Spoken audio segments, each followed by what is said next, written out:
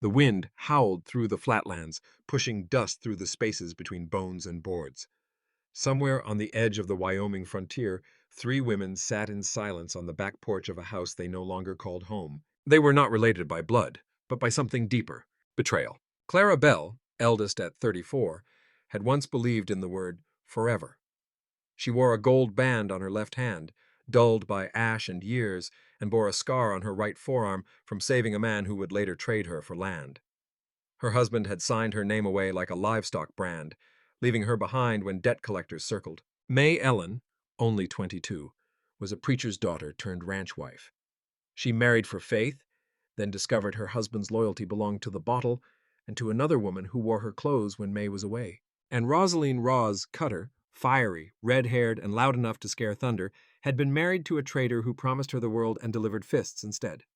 She left the night he tried to sell her for a new mule. The three met by accident, or by fate, at a halfway shack between towns, all of them carrying what little they owned, hearts cracked but not yet shattered. Yet, they stayed together because it was easier than leaving. But on that day, when the sky turned gray and the prairie swallowed the last of their hope, they were faced with a truth no woman should carry alone. Their husbands were coming back, not for love, but for ownership.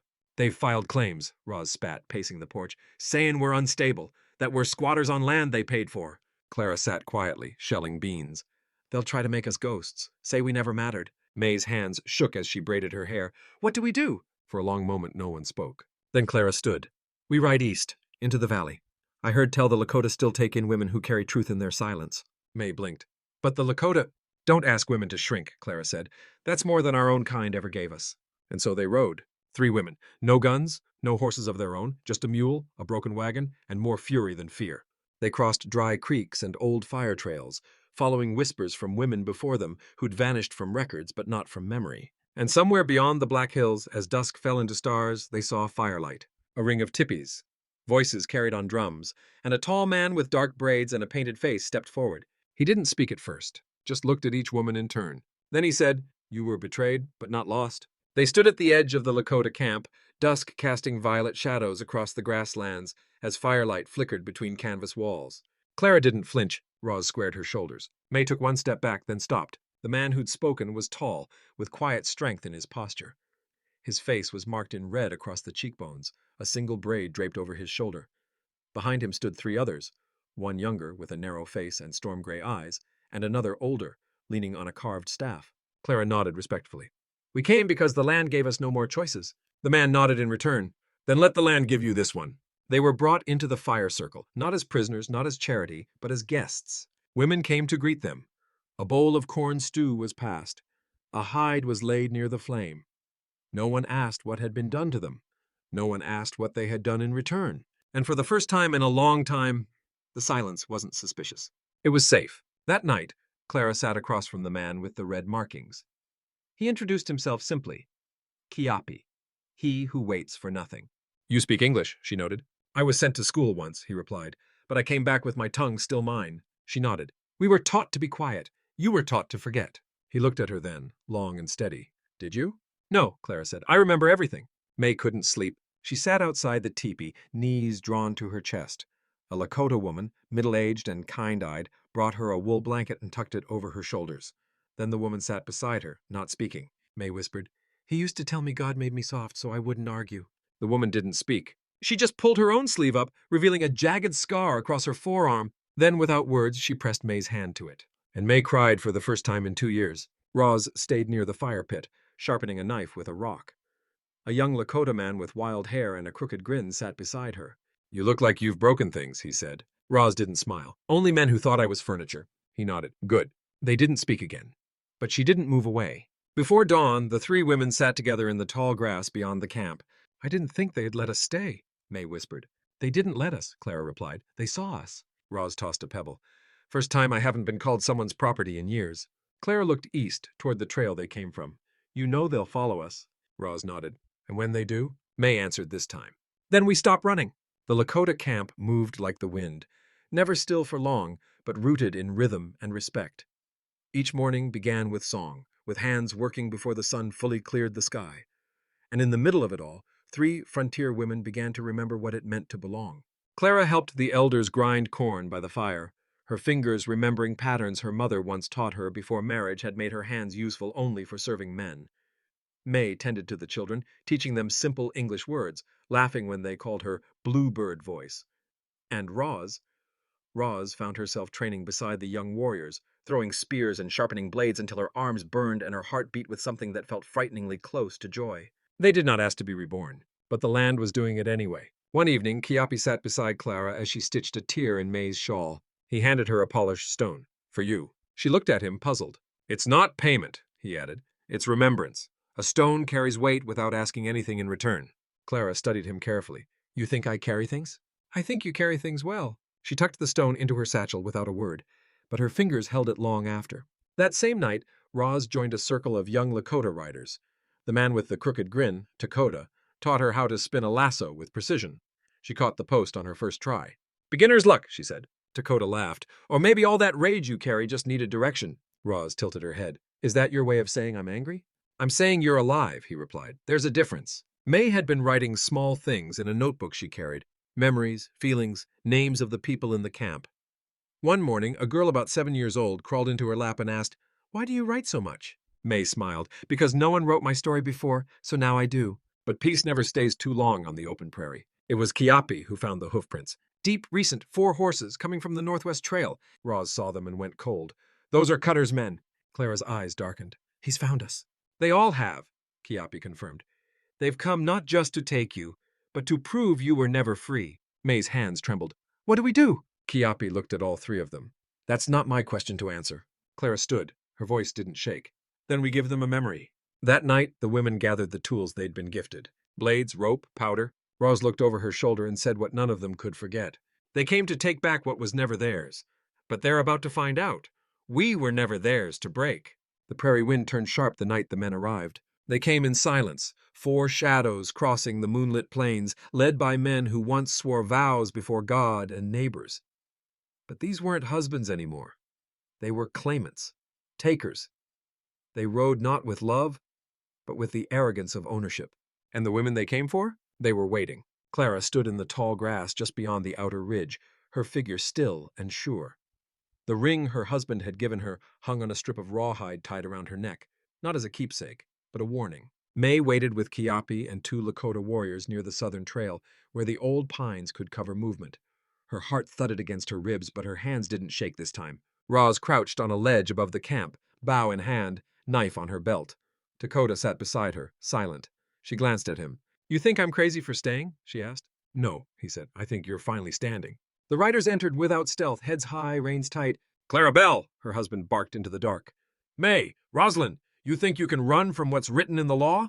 Clara stepped out from the shadows. I'm not running, she said clearly. I'm done running. He snarled. You belong to me! No, she said, removing the ring from around her neck and tossing it at his feet. I belonged to myself long before I ever knew your name. Everything happened fast. One rider drew his pistol. Roz's arrow struck his shoulder before he could aim. Another turned his horse, only to ride straight into Kiapi's trap, a low snare line that sent both man and beast tumbling. May shouted as one of the men lunged toward Clara, but Dakota was faster. A hard blow to the jaw, and the man fell. The last rider, the preacher, May's husband, stared down at her from horseback, disbelief in his eyes. You were meant to be obedient, he hissed. May looked up, eyes filled with something he couldn't name. I was meant to be free. She didn't raise a hand against him. She didn't have to. He turned and fled, chased not by weapons, but by his own failure. When the dust cleared, 3 men lay in the grass, groaning, bound, broken. The 4th was gone, vanished into the night, his power lost the moment May refused to fear him. The women stood shoulder to shoulder. They hadn't hidden. They hadn't begged. They had chosen. Later that night, the camp was quiet. The Lakota did not celebrate with noise or song, but with the kind of stillness that honors strength. Clara sat beside Kiapi, the firelight dancing in her eyes. Thank you, she said softly. He looked at her. For what? For not saving us, she answered. For letting us save ourselves. And somewhere deep in the prairie, the fire those women lit didn't just burn the past. It lit a path forward. Morning came soft and slow, as if even the sun dared not disturb what had happened in the dark. Smoke still drifted faintly from the smoldering fire pit. The 3 captured men had been tied beneath a watchful pine, their anger now replaced with quiet shame, or perhaps fear of what they had seen in the eyes of the women they once believed were theirs. Clara stood facing the ridge, her hair unbound, the ring no longer around her neck. Kiapi approached quietly. "You should decide what happens next," he said. "I already did," she replied. She turned to him. "I'm not going back to that town. Not even to bury the past. It's buried enough." He nodded. "Then it is done." May spent the morning with the Lakota children, braiding sweetgrass and singing softly. Her voice, once so small it could barely rise above a whisper, now carried warmth and steadiness. The preacher's words no longer echoed in her thoughts. Instead, she repeated something the elder woman had told her the night before. "You are not what they left. You are what you saved." And May believed it. Roz stood near the fire pit, sharpening a blade, not because she expected a fight, but because it reminded her of who she'd become. Dakota brought her a gift, a leather strap with beads sewn into the shape of a thunderbird.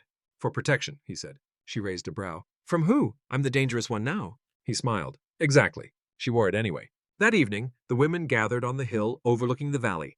Together, they built a small cairn of stones, a silent monument to the turning point in their lives. Clara placed her old wedding ring beneath the largest stone. May laid down the page she had torn from her notebook, the one where she had written the name of every woman the law had failed. Roz dropped a single bullet, the one she had kept in her pocket for years, meant for a man she no longer feared. They said no words, but something was spoken just the same. Later, as they sat by the fire, Kiapi turned to Clara. "Will you stay?" She looked around. The gentle laughter of the children, the stars hanging low over the hills, the steady breathing of people who knew how to survive and still love. "I didn't think I would," she said. "But this is the first place I've felt like the ground beneath me wasn't shaking."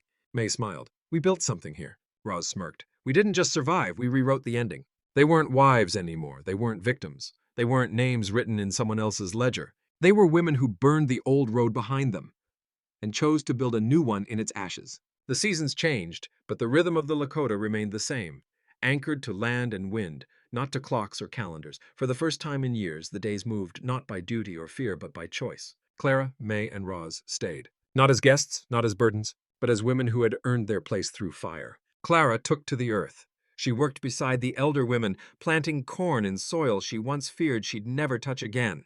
She asked questions, learned songs, listened to how the Lakota prayed, not begging, but thanking. Kiapi came to her often.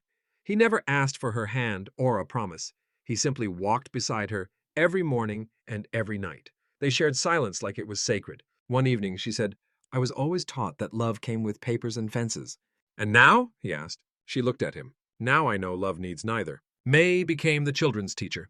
She taught them to read from the few pages she'd saved from her tattered book, and in return, they taught her the Lakota names for animals, trees, winds. Her heart no longer raced when someone raised their voice. It only beat with strength when she heard laughter in her class. One afternoon, the elder woman who had once wrapped a blanket around her sat beside May and handed her a carved comb. "For the woman you are now," she said, "not the one they wanted you to be." Roz trained with Dakota and the younger riders.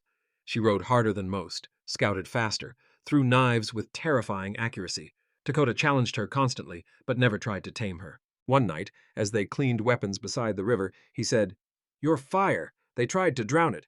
I'd rather burn beside you than live without light." She didn't say anything, but she didn't walk away either. Then came the day when word arrived on horseback.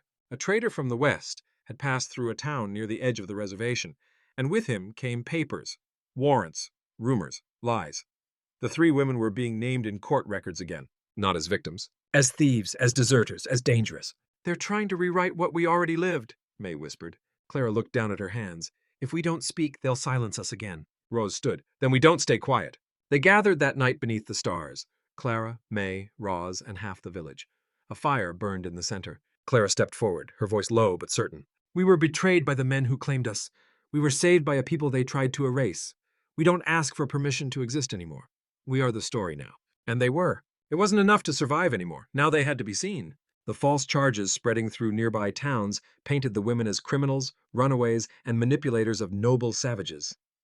The words came in black ink, sealed by judges who had never known their names, who didn't care to. But Clara, May, and Roz had lived too long in the shadow of someone else's version of truth. They wouldn't stay there. They rode out at dawn, not to return the way they'd come, empty and erased, but to confront the past on their own terms. Kiapi, Dakota, and two others rode with them, not to protect, but to walk with them as equals, as witnesses. Their destination was White Creek, a town too small to matter on most maps, but large enough for gossip, courthouse ink, and the preacher who once told May she was broken beyond repair. As they approached, Roz whispered, "I wonder what lies sound like when they see us alive." Clara's eyes didn't leave the road. "We'll remind them." The town didn't expect them. Women don't usually ride back into the places that tried to bury them. But these women weren't usual. May walked straight to the front steps of the whitewashed church and knocked once. The door creaked open. The preacher paled. "You're supposed to be gone," he said, gripping his collar like a shield. "I was," May said calmly, "but so was your conscience." She stepped back, letting his silence speak for him. Clara and Roz entered the general store where papers with their names sat under the counter, stamped and marked. "We came for correction," Clara said evenly. The clerk, red-faced and nervous, stammered, "The judge said—" Roz stepped forward, hand on her belt, not on her weapon, but close enough. "The judge wasn't there the night they tried to take us by force." A hush fell across the store, and then a mother stepped forward.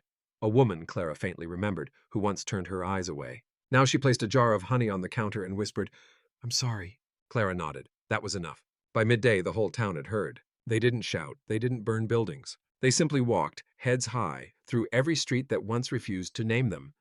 And in doing so, they wrote something new on that land. Truth doesn't need a title, and women don't need permission. That night, they rode home, back to the camp, back to the ridge where the stars felt honest. May looked over at Clara. "Was it enough?" Clara smiled faintly. "We weren't there to win. We were there to not disappear." Roz exhaled. "Next time they speak our names, it won't be with pity." Kiapi reached for Clara's hand as the wind picked up. "We speak for ourselves now," he said. And the wind carried that truth across the valley, soft and wild and unbreakable. The return from White Creek wasn't quiet, but it was steady. When Clara, May, and Roz came back through the pines, there were no questions waiting. The Lakota didn't demand explanations. They welcomed them with food, fire, and presents. No judgment, only space. And in that space, something deeper began to grow. Not just healing, but belonging. Clara sat beside Kiapi that evening, both of them watching smoke rise in thin ribbons into the sky. She held a wooden carving in her lap, one of his, a small shape of a bird in flight. "You could leave any time," he said gently. "I could," Clara answered, "but I don't want to." He looked at her, eyes steady. "Is it me or the land? It's the fact that here I don't have to choose between them." She leaned her head lightly on his shoulder. He didn't move, because that was the answer. Rose didn't believe in softness, not after what she'd endured. But Dakota never asked her to soften. He taught her to track deer in silence, to read the wind by how it pulled on her braid, to laugh at herself again. One afternoon, she sparred with him before the others, blade against blade. She lost, barely. "You'll get me next time," he teased. "I could have," she smirked, "but I let you win, so you'd stop flirting." He grinned. That wasn't flirting, that was admiration. Roz stepped closer, gaze sharp. "Just know, I don't belong to anyone, not anymore." Dakota placed his hand lightly over hers, no pressure. "Good," he said, "'cause I'd rather belong beside you, not over you." May spent most of her days with the children and the elders now, stitching new blankets, writing stories in both English and Lakota. She smiled more, sang more. She began wearing a braid down her left shoulder, not out of tradition, but choice. And when one of the elders called her woman with two tongues but one heart, May wept in quiet gratitude. That night she wrote, "I never wanted revenge. I wanted to stop shaking when I spoke. I wanted to be heard without screaming. I wanted to be held without flinching. I think this is what love feels like." The past wasn't gone, but it had stopped dragging behind them like chains. Instead, it had become something they carried together, not as burden, but as story. As fire that once tried to destroy them, now used to warm others. The seasons shifted again. Summer's gold softened into autumn's rust, and the wind carried with it whispers of something Clara, May, and Roz had once thought impossible. Peace, not the kind declared by treaties or written in law, but the kind you build with your own hands, your own choices, your own heart. Clara and Kiapi had begun planting together, seeds and plans. They spoke often of building a structure beyond the camp, somewhere children could learn both letters and stories, both history and truth. Something for the future, not just for healing. "I thought I was too old to begin again," Clara confessed one morning. Kiapi touched her wrist. "You're exactly the right age to begin something that lasts." May started keeping 2 books, one in English, one in Lakota. In them, she wrote down the names of every woman who had passed through their lives, every girl who had asked, "Is it true that you stood and didn't run?" "Yes," she always answered. Then she handed them a pencil. "Write your name next." Roz, fierce and flame-haired, became a scout for the villages nearby. When settlers came too close, when tensions stirred along the river, she was often the first to see it. "She walks like the wind," someone once said. "No," Dakota corrected. "She is the wind. You only notice her after she's already changed the path." One night, beside the river, he handed her a bone-handled blade. "I made this," he said, "not to protect you, but to remind you that you don't need anyone to." Roz stared at him for a long moment. "You're the first man who ever handed me something without expecting me to give part of myself in return." He placed a hand to his chest. "You already did, just by staying. But peace, however sacred, never lives untouched." Another rider came one morning, his horse thin and breath ragged. He brought news from a far town. 3 other women, widows, one of them with child, had been arrested on false claims made by their husbands, now emboldened by Clara, May, and Roz's defiance. "They're calling what you did incitement," the rider said. "They say you're a threat to family order." May closed her eyes. "They're still writing lies." Clara placed a hand over hers. "Then we give them something true to fear." That night the fire blazed high, not for war, but for witness. They wrote letters, rode west, told stories in towns that had only heard one side. They didn't ask for sympathy. They brought truth, carried on horseback, in breath, in names. Some listened, some didn't, but enough did. One by one, women began to walk again, out of the homes where they were silenced, into the land that waited to hold them whole. And everywhere they went, 3 names echoed softly behind them: Clara, May, Roz. Years passed, the prairie stayed. The grasses grew tall again where they once knelt to hide. The wind carried new names now, children born without shame, women who had left behind rings and bruises and silence. But 3 names always remained beneath it all, whispered between ridgelines and firelight. Clara, May, and Roz. Not as victims, not as legends, but as beginnings. Clara and Kiapi never married, not by paper, but their home became one built from trust, not obligation. A small schoolhouse stood near the river, painted with symbols from both their languages. "For all children," she said, "no matter who first refused to teach them." She taught until her hands grew too tired to write, but her words lived in the stories the children told each other long after. May's 2 books became 5, then 10. Her journals were passed from hand to hand across territories, the testimonies of the unwritten. She never sought fame. But one day, a young girl rode from 3 towns over and handed May a folded page, her own name, scribbled in shaky writing. "I want mine to stay too," the girl said. May held the paper to her heart and whispered, "Then it already has." Roz became a trail marker. People followed her, not because she asked, but because she went first. When settlers threatened, she negotiated.